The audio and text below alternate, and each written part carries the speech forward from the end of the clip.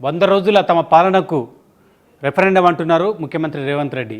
ఈ లోక్సభ ఎన్నికల్లో రాబోయే ఫలితాలే తమ పాలనకు అద్దం పడుతుందని ఆయన పదే పదే చెప్తున్నారు. ఈ అంశాలు మనతో మాట్లాడడానికి ప్రభుత్వ సలహాదారు షబ్బీర్ అలీ గారు ఉన్నారు. షబ్బీర్ అలీ గారు, మీ ముఖ్యమంత్రి రేవంత్ రెడ్డి ఏ విశ్వాసంతో అంటున్నారు మా పాలనకు రెఫరెండం కాబోతుంది లోక్సభ ఎన్నికల్లో అని చెప్తున్నారు?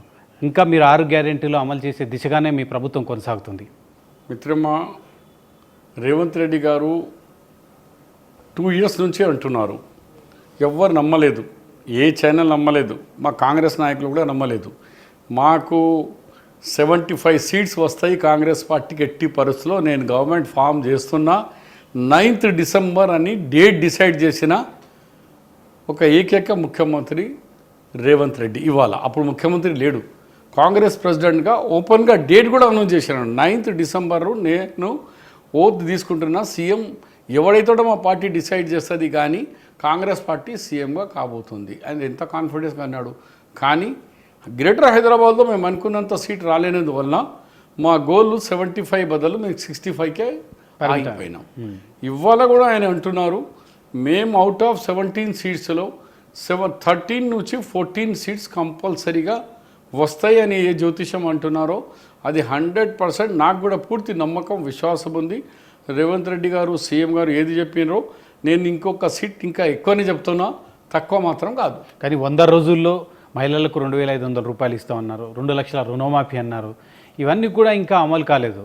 ఎట్లా ప్రజలు విశ్వసించాలి మిమ్మల్ని? మీరు చేసిన వాగ్దానాలు మీరు అమలు చేయనప్పుడు ఎట్లా విశ్వసించాలి? మేము ఆల్రెడీ 6 గ్యారంటీలకు వెళ్ళి మీకు తెలుసు 4 గ్యారంటీలు 100% పూర్తి చేసినాం. గ్యారంటీలో కొన్ని లేని కూడా పూర్తి చేస్తున్నాం.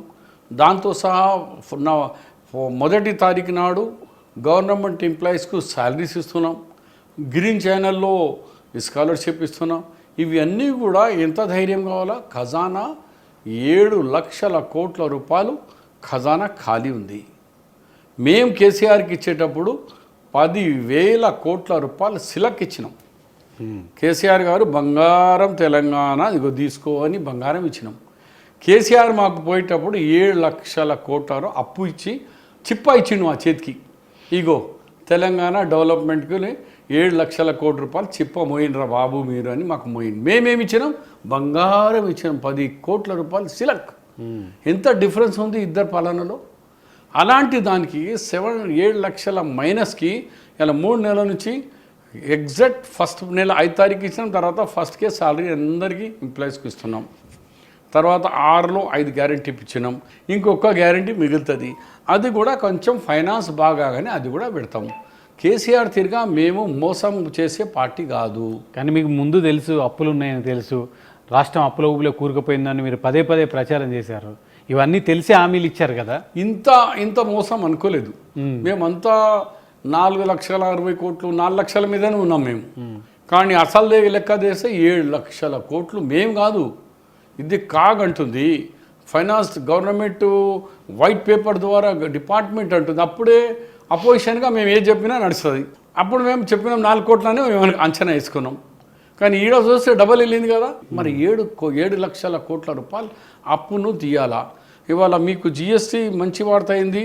ఫస్ట్ నెల 100 కోట్లు పెంచినాం, 2వ నెలలో 200 వచ్చినాయి. ఈ నెల 300 కోట్ల రూపాయలు మనకు జిఎస్టీ వచ్చింది.